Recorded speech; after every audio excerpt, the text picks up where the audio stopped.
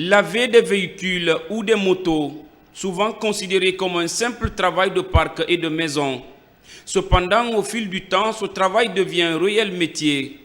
Ce secteur est devenu le centre d'intérêt de plusieurs jeunes, pour la plupart diplômés, qui ont préféré ne pas attendre l'État pour se faire occuper. Je fais ça pour me débrouiller, pour aller m'asseoir dans les cafés-bars, dans les maquis, pour faire des choses là-bas. C'est pour cela que je viens ici, pour faire ça. Il faut que je vais manger. Quand je tombe malade aussi, et ma famille aussi est là-bas, ma pauvre maman aussi est à la maison, tu vois.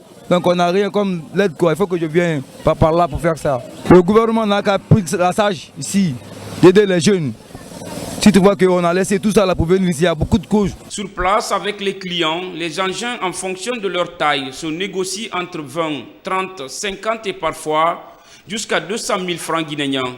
Je fais ça là pour aider mes parents, ne pas sortir, j'allais voler dans la rue et ni faire la vagabondage dans la rue.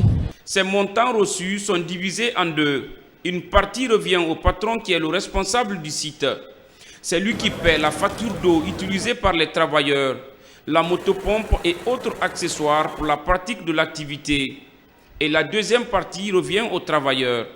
Parce que le monde est difficile et les enfants, ils n'ont pas de travail à faire. Donc au lieu d'aller voler ou d'aller faire n'importe quelle chose, juste pour l'encourager. Si aujourd'hui ce métier de lavage d'engins roulants procure beaucoup d'atouts pour le pratiquant, ce métier n'est pas sans conséquences, surtout pour certains élèves qui abandonnent souvent les cours au profit de l'argent facile.